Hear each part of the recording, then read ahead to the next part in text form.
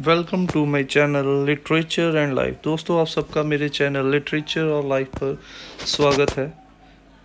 आज इस वीडियो में मैं लेके आया हूँ आपके लिए निज़म एज़ेकल द्वारा लिखी गई poem night of the scorpion की समरी। और इस पोइम को डीपली एनालाइज करेंगे कि निज़म एज़ेकल ने इस पोइम में क्या चीज़ प्रेजेंट करने की कोशिश की है। तो इससे पहले कि हम लोग अपनी वीडियो को स्टार्ट करें, थोड़ा सा हम लोग पोइट के बारे में जान लेते हैं कि निज़म एज़ेकल बेसिकली कौन थे। Born on 16 December 1924 and died on 9 जनवरी 2004, यानी कि 1924 से लेके 2004 तक उनका लाइफ टाइम है। Was an Indian Jewish poet, actor, एक मल्टी टैलेंटेड पर्सनैलिटी थे। पोइट थे, एक्टर थे, प्ले राइट थे, एडिटर थे, आर्ट क्रिटिक थे। He was foundational figure in post colonial India's literary history specific for Indian poetry in English. और post colonial period में वो भारतीय पोइट्री के एक अहम स्तंभ थे। He was awarded by the Sahitya Akademi award in 1983 for his collection latter day psalms. उनको अपनी किताब लेटर डेज प्लान्स के लिए साहित्य अकादमी अवार्ड से भी 1983 में सम्मानित किया गया था। India's national academy of letters Ezekiel has been applauded for his subtle restraint and well crafted diction. उनको ज़्यादातर उनकी डिक्शन सिंपल, यूनिक और वेल क्राफ्टेड, बहुत ही बारीकी से क्राफ्ट की गई डिक्शन और किस तरीके से सिंपल थीम्स और सिंपल मैनर में एक बड़ी चीज़ों को प्रेजेंट करने की, अनसेंटिमेंटल रियलिस्टिक चीज़ों को प्रेजेंट करने की उनके अंदर जो कला थी, उस चीज़ के कारण उनकी इंग्लिश पोइट्री में एक अलग ही जगह है।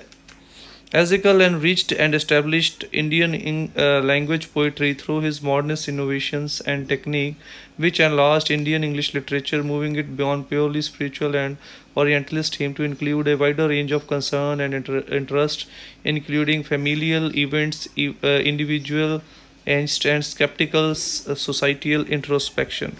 उनकी सबसे बड़ी खासियत ये थी कि उन्होंने अपने टेक्निक, अपनी लैंग्वेज की इनोवेशंस, अपनी थीम्स की इनोवेशंस के ज़रिए इतने चेंजेस ला दिए, इतना ज़्यादा एनरिच कर दिया, इतना ज़्यादा स्कोप को लार्ज कर दिया इंडियन इंग्लिश के लिटरेचर और या इंडियन पोइट्री को, कि वो साधारण जो कुछ थीम्स होते थे पोइट्री के, उस थीम के, उन विषयों के स्कोप को और बढ़ा दिया।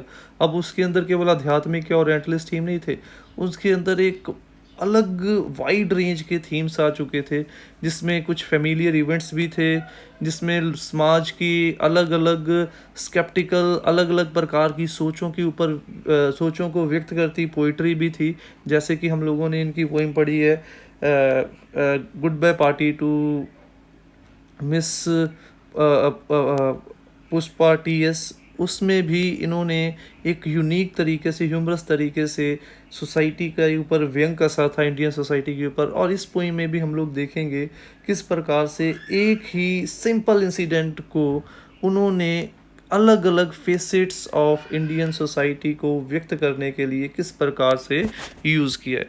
तो ये था निज़म एज़ेकल के बारे में एक जनरल सी इंट्रोडक्शन। अब हम लोग मूव ऑन करते हैं अपने आज के topic Nissim Ezekiel's night of the scorpion के ऊपर।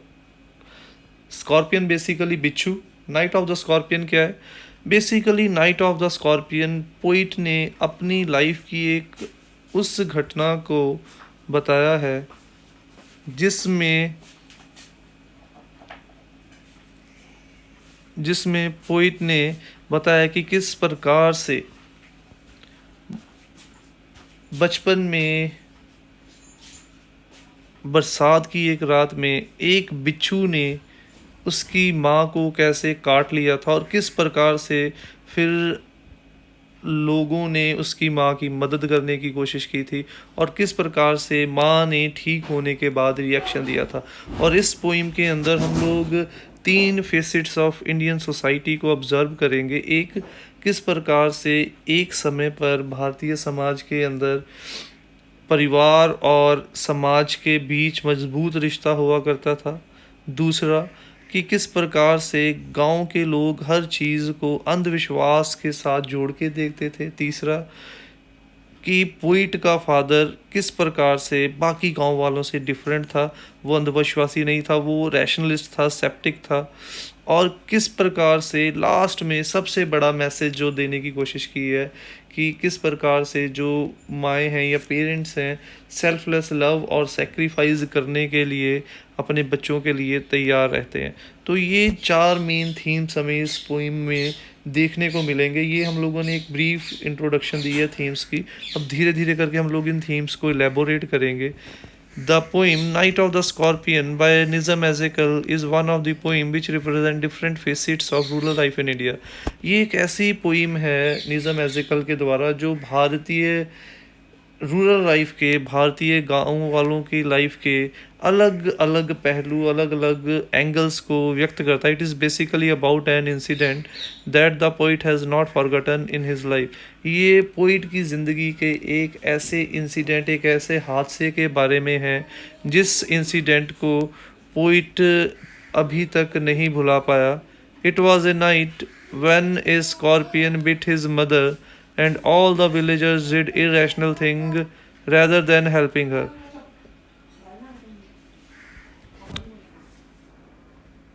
ये ऐसा इंसिडेंट है पोइट की लाइफ का जब एक रात पोइट की मदर को स्कॉर्पियन ने काट लिया था, बिच्छू ने काट लिया था और सारे गांव वालों ने वहाँ पे उसकी माँ की मदद करने की बजाय अंधविश्वास को व्यक्त किया था। बट जहाँ पे उन्होंने अंधविश्वास को व्यक्त किया था ये भी दिखाया गया है कि उस समय लोगों का आपस में कितना क्लोज कनेक्शन होता था। यही कारण था कि जैसे ही लोगों को उसकी माँ के साथ इस इंसिडेंट के बारे में पता चला तो लोग लार्ज नंबर्स में उसके घर में उमड़ पड़े थे।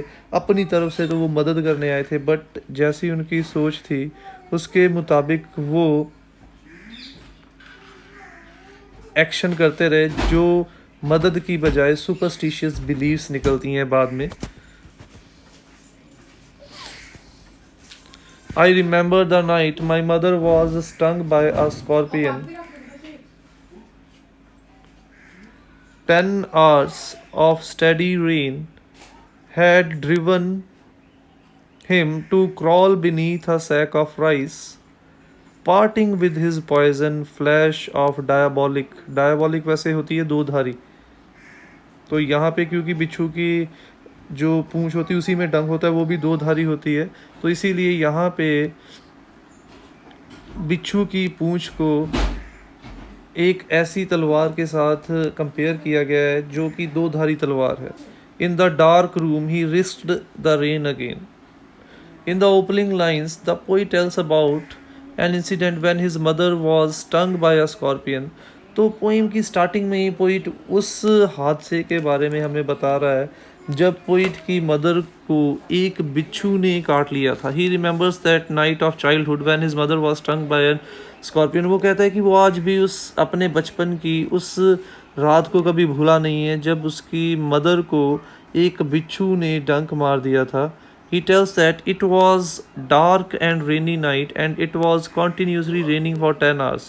वो कहता है कि वो बहुत ही अंधेरी और बहुत तेज़ बारिश से भरी रात थी, लगातार 10 घंटों से पूरी रात बारिश होती रही थी। It was on that rainy night that a scorpion bit his mother when it took a shelter from a rain under a sack of rice in the dark room। तो वो कहता है उसी रात बारिश से बचता हुआ कोई बिच्छू जो है उनके घर में एक चावलों की ढेर के चावलों की बोरी के नीचे आके छुप जाता है और अंधेरे में वो उसकी मदर को डंक मार देता है। The scorpion raised its dangerous tail and stung the poet's mother. After injecting the poison it went back into the rain again. और स्कॉर्पियन पोइट की मदर को डंक मारने के बाद फिर से बारिश में बाहर चला जाता है।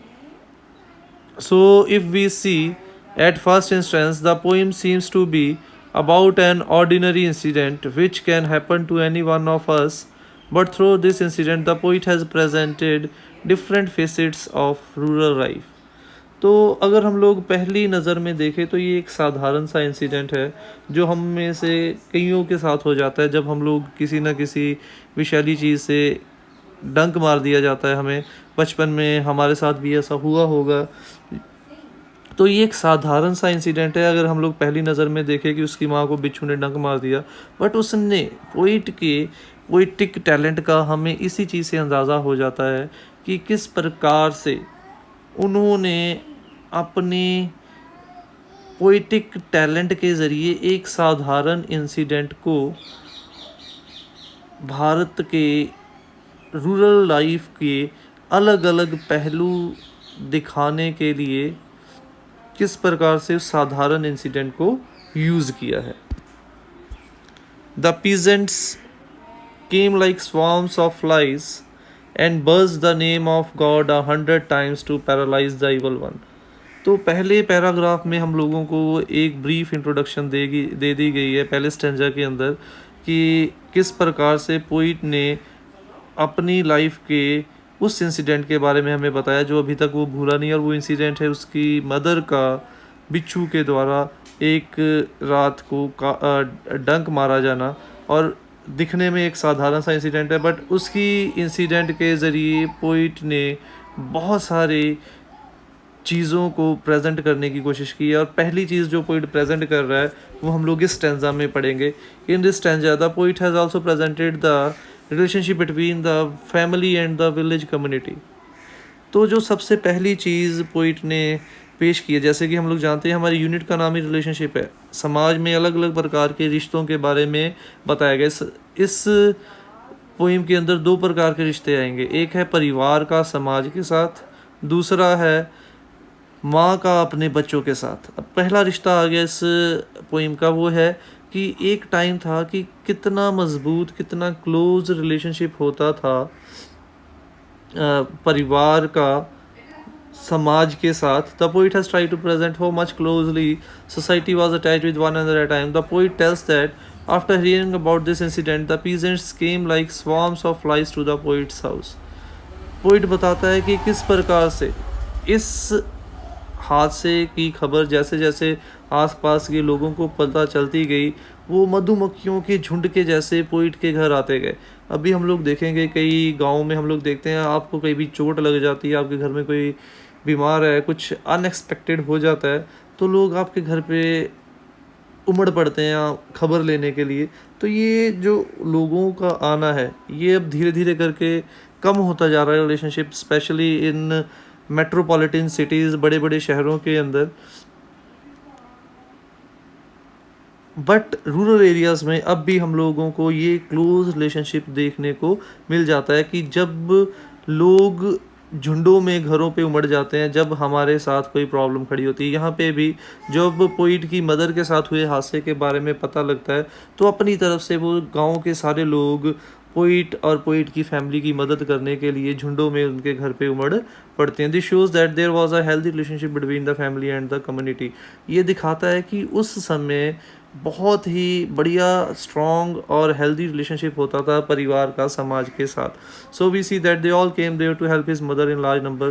तो ये भी क्लियर है वो वहाँ पे भीड़ इतने लार्ज नंबर में इसीलिए आए थे कि वो उसकी माँ की मदद कर सके। Where the poet has presented the healthy relationship of family and the community on the other hand the poet has also tried to present the superstitious believe. जहाँ पे पोइट ने इस स्टैंजा में गाँव वालों का परिवार के साथ बेहतर रिश्ता दिखाने की कोशिश की है, दूसरे साइड पे उसने गांव के लोगों के अंधविश्वासी एटीट्यूड को दिखाने की भी कोशिश की है। With candles and with lanterns throwing giant scorpion shadows on the mud-baked walls, they searched for him. He was not found. They clicked their tongues with every movement that the scorpion made. His poison moved in mother's blood, they said. तो 3-4 अंधविश्वास सुन के आएंगे। ये 2 अंधविश्वास इस paragraph में आ गए, देखिए। The poet tells that the people started to chant the name of God because they believe that hearing the name of God the poison will get neutralized। तो पहला अंधविश्वास उनका ये था कि वो लोग पोइट की मदर के पास बैठ के भगवान का नाम जपना शुरू कर देते हैं, क्योंकि उनकी ये धारणा थी कि भगवान का नाम जपने से जहर का असर कम हो जाएगा। तो एक चीज़ यहाँ पे मैं क्लियर कर देना चाहता हूँ कि किसी भी चीज़ के ऊपर, धर्म में भगवान के ऊपर विश्वास होना अलग बात है, अंधविश्वास होना अलग बात है। विश्वास क्या है कि मैं कोशिश करूँ, भगवान मुझे रास्ता दिखाएगा, कोशिश मुझे करनी पड़ेगी। और अंधविश्वास क्या है कि मैं कहूँगा कि रास्ता भी भगवान दिखाए, चले भी भगवान, मुझे मंजिल मिल जाए। तो यहाँ पे नो डाउट भगवान का नाम जपने से हिम्मत आती है, बट जहर को ट्रीटमेंट के लिए मेडिसिन ठीक करेगी, ना कि वहाँ पे पास बैठ के नाम जपने से उस जहर का असर ख़त्म होगा। तो ये पहला अंधविश्वास था कि उनकी ये धारणा थी कि भगवान का नाम जपने से पोइट के मदर के बॉडी के अंदर से जहर का जो असर है वो ख़त्म हो जाएगा। So we see that this is the first superstitious belief of the rural people. On the other hand some villages start searching for the scorpion with calendar lanterns in their hand but they are not able to find it. और दूसरा अंधविश्वास ये था, कुछ लोग candles, लालटेन्स लेके उस बिच्छू को ढूंढने की कोशिश कर रहे थे ताकि वो उस बिच्छू को मार सके, बट वो उस बिच्छू को ढूंढ नहीं पाते। अब ये दूसरा अंधविश्वास कैसे? वो उस बिच्छू को इसलिए ढूंढ रहे थे क्योंकि उनका ये मानना था अगर बिच्छू को मार दिया जाए तो जहर का असर भी ख़त्म हो जाएगा। तो ये भी अंधविश्वास था कि जहर का असर बिच्छू के मरने से ख़त्म नहीं होगा, जहर का असर जो है वो एंटीडोट या मेडिसिन से ही ख़त्म होगा। May he sit still, they said. May the sins of your previous birth be burned away tonight, they said. May your suffering decrease, the misfortunes of our next birth, they said. May the sum of all evil balanced in this unreal world against the sum of good become diminished by your pain। तो जब वो बिच्छू को ढूंढने में नाकामयाब हो जाते हैं तो वो बहुत अफसोस करते हैं। वो कहते हैं कि अगर बिच्छू नहीं मिला तो कम से कम वो चले ना, क्योंकि उनकी ये धारणा थी कि अगर बिच्छू चलता जाएगा, अगर वो बिच्छू चलता जाएगा तो जहर जो है वो उसकी मदर के खून में फैलता जाएगा। जितना बिच्छू चलेगा उतना जहर उनकी मदर के बॉडी में फैलेगा। जबकि बात यह है कि बिच्छू के चलने या ना चलने से जहर नहीं फैलता, वो तो जैसे जैसे ब्लड में मिक्स होता चला जाएगा, जहर जो है हमारे शरीर में या उनकी मदर के शरीर में फैलता चला जाएगा। फिर जब वो उसे नहीं पाते तो वो लोग कहते हैं कि कम से कम वो मूव ना करे ताकि जहर जो है पोइट की मदर की बॉडी के अंदर मूव ना करे। उसके बाद अगला अंधविश्वास, on the other hand some people took it as a punishment of sins of previous birth of the poet. कुछ लोगों ने ये कहा कि ये पोइट की माँ के पिछले जन्मों के पापों की सज़ा है जो उसे बिच्छू ने काटा है, यानी कि उसकी मदद करने की बजाय वो उस चीज़ को अलग अलग एंगल से देख रहे हैं कि वो ये नहीं देख रहे कि किस प्रकार से उसकी माँ का दर्द या जहर का असर ख़त्म किया जाए, वो इसको पिछले जन्म से रिलेट करके देखने की कोशिश कर रहे हैं। दे बिलीव दैट दिस में decrease the suffering of her coming life. और उनकी ये भी धारणा थी इस दुख को सहने के बाद उसकी आने वाली ज़िंदगी, उसके अगले जन्म के सारे दुख दर्द जो हैं वो ख़त्म हो जाएंगे। भाई पास्ट और फ्यूचर तो हम लोगों ने देखा नहीं, प्रेजेंट को हम लोग देख रहे हैं, हम लोगों को उसमें जीना चाहिए ना कि पास्ट और फ्यूचर।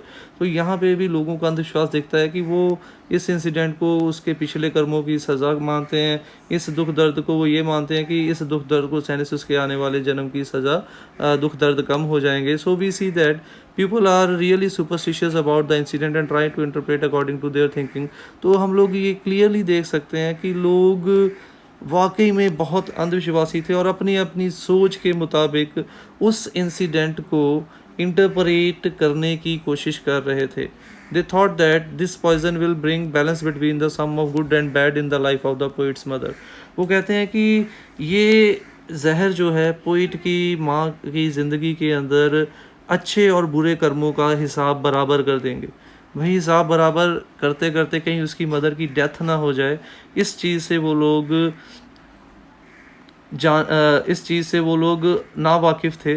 तो इस प्रकार से वो अपने अंधविश्वास में आकर बजाय इसके कि वो पोइट की मदर की हेल्प करे, वो इर्रेशनल जिन चीज़ों की कोई लॉजिक नहीं है, कोई प्रूफ नहीं है, उन सोचों से जोड़ के इस हादसे को देखने की कोशिश कर रहे थे और दवाई या और कुछ देने की बजाय पोइट की मदर के पास बैठ के वो तरह तरह की बातें बोल रहे थे। फाइनली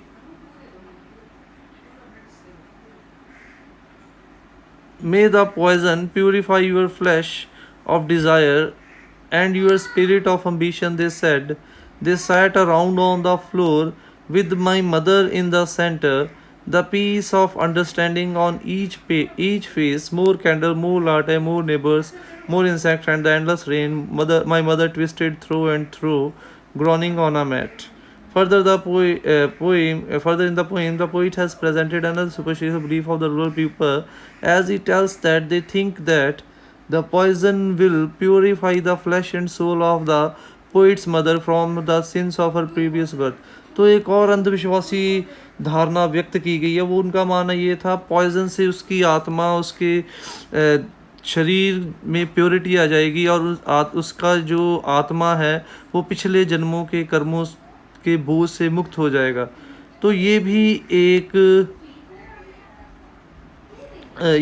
एक अंधविश्वासी धारणा थी कि जहर के असर से उसके पिछले जन्मों की जो पाप हैं वो प्योरीफाई हो जाएंगे। ऐसा ना हो कि पिछले जन्मों के पापों को साफ करते करते इस जन्म की पोइट की मदर की डेथ हो जाए। They were sitting around the mother on the floor and everyone had a feeling of understanding on his face. More and more villagers kept on coming to the poet's house. On the other hand, the poet's mother kept on groaning and twisting. और लोग जैसे जैसे पता चलता गया वो आते गए, अपनी अपनी अंधविश्वासी धारणाएं बताते गए और दूसरी साइड पे पोइट की मदर जो है वो ग्राउंड पे जहर के असर के कारण करहाती रही, करवटें लेती गई। The poet was watching this inside incident and feeling very much for this mother. Poet इस सारे हादसे को देख रहा था और उसे अपनी माँ को दुख में देखते हुए बड़ा महसूस हो रहा था कि वो चाह के भी अपनी माँ की मदद नहीं कर पा रहा। तो ये था हमारी पोइम का सेकंड पार्ट। फर्स्ट पार्ट में हम लोगों ने देखा कि बहुत ही स्ट्रॉन्ग रिलेशनशिप हुआ करता था एक टाइम के ऊपर परिवार का अपने आसपास के लोगों और समाज के साथ। दूसरे में हम लोगों ने देखा किस प्रकार से गांव के लोग अंधविश्वासी थे, उनकी अलग अलग अंधविश्वासी धारणाओं को देखा। पहली धारणा ये थी कि उनका ये मानना था भगवान का नाम जपने से जहर का असर ख़त्म हो जाएगा। दूसरी धारणा ये थी कि बिच्छू को मारने से जहर का असर ख़त्म हो जाएगा। तीसरी अंधविश्वासी धारणा ये थी कि जैसे जैसे बिच्छू चलता जाएगा जहर जो है पोइट की मदर की बॉडी में फैलता जाएगा। चौथी अंधविश्वासी धारणा ये थी कि उनका ये मानना था ये उसके पिछले जन्मों की पापों की सज़ा है। फिफ्थ अंधविश्वासी धारणा ये थी इस दर्द से उसके आने वाले जन्म के दुख दर्द ख़त्म हो जाएंगे। छठी अंधविश्वासी धारणा ये थी कि जहर के असर से उसकी माँ की आत्मा और उसके माँ का जो बॉडी है वो प्योरीफाई हो जाएगी। तो इस प्रकार से हम लोग देख सकते हैं कि किस प्रकार से अलग अलग अंधविश्वासी धारणाओं को पोइट ने व्यक्त किया है। तो अब तक हम लोगों ने दो फेसिट्स रूरल लाइफ के देख लिए, strong relationship between the family and the village community, and second is superstitious belief of the rural people. अब तीसरा एंगल देखेंगे जो इस पोइम में पोइट ने एक साधारण से इंसिडेंट से निकाला है। My father sceptic rationalist, trying every curse and blessing, powder, mixture, herb and hybrid. He even poured a little paraffin upon the beaten tow and put a match to it. I watched the flame feeding on my mother. I watched the holy man perform his rites to tame the poison with an incantation. So, where in the above section the poet has presented the superstitious belief of the rural people, in this part the poet has tried to present the poet's father as a skeptic and rationalist who, instead of believing in any type of superstitious belief, he is trying to cure the poets mother with the powder mixture herb and hybrid. तो इस paragraph में जो poet ने, stanza में poet ने, या इस section में जो पोइट ने दिखाने की कोशिश की है वो ये है कि पोइट का फादर बिल्कुल ही अलग रवैया, अलग सोच रखता था गांव वालों की बजाय। वो उनके जैसा अंधविश्वासी नहीं था, बल्कि वो सेप्टिक, वो सोचने समझने वाला था, प्रूफ देखने वाला था। और इसीलिए वो किसी अंधविश्वासी धारणा में बिलीव करने की बजाय वो अलग अलग प्रकार से जड़ी बूटियों से मिक्सचर बना के अपनी वाइफ के और पोइट की मदर के बॉडी से जहर के असर को ख़त्म करने की कोशिश कर रहा था। और इसीलिए इसका आपको शॉर्ट क्वेश्चन भी बनेगा, how is poets father different from the villagers. बहुत इंपॉर्टेंट क्वेश्चन बनेगा, तो इसीलिए इस चीज़ को, और ये स्टैंजा भी इंपॉर्टेंट बनेगा आपका एग्जामिनेशन पॉइंट ऑफ व्यू से, रेफरेंस टू कॉन्टेक्स्ट के लिए। तो इसीलिए हम लोग देख सकते हैं कि पोइट का फादर किस प्रकार से सेप्टिक और रैशनलिस्ट है, सेप्टिक और रैशनलिस्ट है, क्योंकि वो बजाय अंधविश्वासी धारणाओं के वो पोइट की मदर को दवा, अलग अलग जड़ी बूटियों, अलग अलग मिक्सचर से ठीक करने की कोशिश करता है। So we see that poet's father is different from the village in is approach toward treating the poet's mother. वो जिस प्रकार से पोइट की मदर को ठीक करने की कोशिश करता है, उसी प्रकार से वो बाकी विलेजर से हमें अलग दिखाई पड़ता है। Even put a little paraffin upon the bitten toes and put mastic on it to tame the effect of poison. यहाँ तक कि वो पोइट की मदर के पैरों के ऊपर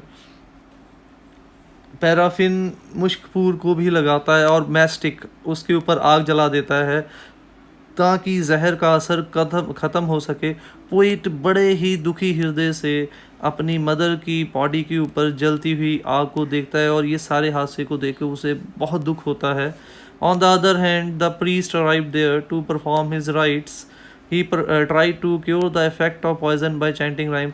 और वहाँ पे उसी समय पंडित या पादरी भी आ जाता है और वो मंत्र पढ़ के जहर के असर को कम करने की कोशिश करता है। और इस सारे हादसे में अब तक हम लोगों ने जो देखा, अगर हम लोगों को कोई सही पर्सन लगा है वो पोइट का फादर है, जो किसी अंधविश्वासी धारणा की बजाय मेडिकल टर्म्स में मेडिसिन के द्वारा पोइट की मदर को ठीक करने की कोशिश करता है। तो ये था हमारा थर्ड सेक्शन, ठीक है। First section strong relationship, second section था सुपरस्टिशियस वाला, थर्ड सेक्शन था पोइट के फादर का रैशनलिस्ट होना, फोर्थ सेक्शन है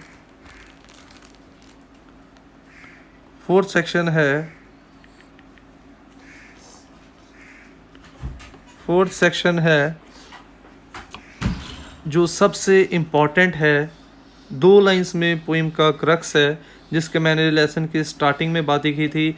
बताया था आपको पोइम की स्टार्टिंग के अंदर कि 2 टाइप ऑफ रिलेशनशिप्स इस पोइम के अंदर आ रहे हैं। फर्स्ट था फैमिली का, समाज के साथ स्ट्रॉन्ग रिलेशनशिप। अब दूसरा है पेरेंट्स का या मदर का अपने बच्चों के तरफ किस प्रकार का रिलेशनशिप होता है। So coming on to our last stanza of the poem, and after 20 hours it lost its sting.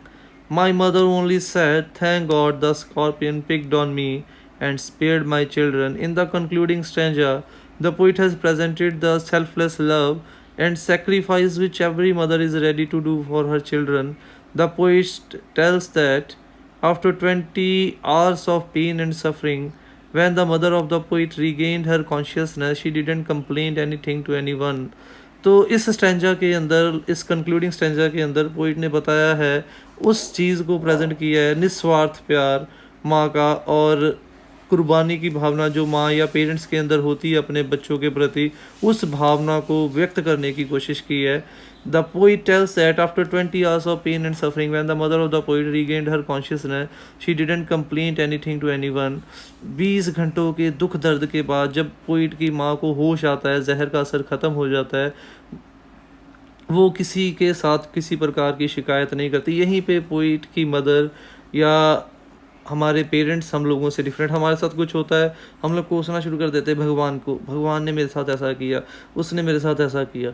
But यहाँ पे देखिए वो मौत के मुंह से निकल के आई है, उसके बावजूद भी वो भगवान को कोस नहीं रही, किसी के ऊपर दोष नहीं लगा रही, वो कर क्या रही है? In fact she thank God that scorpion has stung her and spared her children. बल्कि वो भगवान का शुक्रिया अदा करती है। ये है सेल्फलेस लव, निस्वार्थ प्यार और कुर्बानी की भावना जो हमारे पेरेंट्स की हमारे लिए होती है। वो भगवान का शुक्राना करती है कि ये भी हो सकता था वो बिच्छू उसके बच्चों को डंक मार देता। वो भगवान का शुक्राना करती है कि उस बिच्छू ने केवल उसे डंक मारा और उसके बच्चों को डंक नहीं मारा। तो ये क्लियरली बताता है कि हमारे पेरेंट्स हमारे लिए कितनी कुर्बानियाँ करने के लिए तैयार रहते हैं। हम लोग चीज़ ले लें, इसके लिए वो अपनी ज़रूरतों को कम कर लेते हैं। हम लोगों के सपने पूरे हो जाए, वो अपने सपनों को ख़त्म कर लेते हैं। इसीलिए इस पोइम से हमें ये एक शिक्षा भी मिलती है कि हम लोगों को भी जो प्यार, जो सेक्रीफाइस वो हमारे लिए करते हैं, उसकी हम लोग पूरी ज़िंदगी कोई कीमत अदा नहीं कर सकते, बट हम लोग भी उनको प्यार, रिस्पेक्ट दें जिसका वो वर्दी हैं। तो हम लोग उनके उनके द्वारा जो हमारे लिए किया गया उसका थोड़ा सा कर्ज अदा कर पाएंगे, बट हम लोग पूरे तौर पे उनका कर्ज कभी भी अदा नहीं कर सकते। So we see in the concluding section, through these lines the poet has presented the love, affection and care and sacrifice which every mother is। तो इन कंक्लूडिंग लाइंस में पोइम ने क्रक्स ऑफ द पोइम बता दिया है कि किस प्रकार से हम सब की माएँ जो हैं अपने बच्चों के लिए कुर्बानी देने के लिए तैयार रहती हैं, और इस प्रकार से पोइट ने बच्चों का अपने पेरेंट्स के साथ किस प्रकार का रिलेशनशिप होता है इन द एंड उस चीज़ को व्यक्त किया है। तो इससे पहले हम लोग कंक्लूड करें, एक बार फिर से पोइम को रिवाइज कर देते हैं। फर्स्ट पार्ट में पोइट ने वो हादसा याद किया जो बचपन में उसके घर में उसकी माँ के साथ हुआ था। वो हादसा था पोइट का मदर का बिच्छू के द्वारा डंक मारा जाना। दूसरा, उसने बताया कि किस प्रकार से गांव के लोग उमड़ पड़े, भीड़ उसके घर में पोइट की मदर की हेल्प करने, और ये दिखाता है कि उस समय परिवार का समाज के साथ एक बहुत ही मजबूत रिश्ता हुआ करता था। फिर उसने कुछ अंधविश्वासी धारणाएं बताई गांव के लोगों की, और ये बताया कि किस प्रकार से उस समय लैक ऑफ एजुकेशन होने के कारण जो गांव में रहने वाले लोग थे वो अंधविश्वासी हुआ करते थे। फोर्थ में उसने बताया कि पोइट का फादर किस प्रकार से गांव वालों से डिफरेंट था, क्योंकि वो उनके जैसा सुपरस्टिशियस नहीं था, बल्कि वो सेप्टिक और रैशनलिस्ट था। और उसने बजाय अंधविश्वासी धारणाओं की उसने दवा और जड़ी बूटियों से पोइट के मदर के जहर के असर को ख़त्म करने की कोशिश की। और इन द लास्ट उसने ये बताया कि किस प्रकार से पोइट की मदर ने अपने रिएक्शन से ये शो किया कि जो प्यार, जो सेक्रीफाइस हमारे पेरेंट्स हमारे लिए करते हैं वो और कोई नहीं कर सकता। और ये दिखाता है कि पेरेंट्स का अपने बच्चों के प्रति बहुत ही सेल्फलेस एटीट्यूड होता है। So coming on to the conclusion, to conclude, we can say that through an ordinary incident, the poet has not only presented the relationship between the family and the village community, but also presented the superstitious belief of the rural people and selfless love and sacrifice of a mother for her children। तो यहाँ पे उसने एक साधारण हादसे से ना केवल समाज और परिवार के रिश्ते को व्यक्त किया, ये भी व्यक्त किया है कि गांव के लोग कैसे अंधविश्वासी होते थे, पोइट का फादर कैसे रैशनलिस्ट है, और ये भी बताया है कि कैसा प्यार माएँ या पेरेंट्स अपने बच्चों से करती हैं। सो उम्मीद करते हैं कि आपको पोइम समझ आ गई होगी। जो डिफरेंट फेसिट्स पोइट ने, निज़म एज़ेकल ने रूरल लाइफ के दिखाने की कोशिश की एक साधारण से इंसिडेंट से, वो आप लोगों को समझ आ गए होंगे। अगर वीडियो अच्छी लगी हो तो लाइक और कमेंट ज़रूर कीजिए, और ऐसी और वीडियोस के लिए चैनल को सब्सक्राइब कीजिए और बेल आइकन पर क्लिक कीजिए ताकि आपको हर एक वीडियो की लेटेस्ट अपडेट जो है वो आपको इन्फॉर्मेशन मिलती रहे। Thanks for watching the video. Don't forget to subscribe my channel, click on the bell icon to get the latest updates।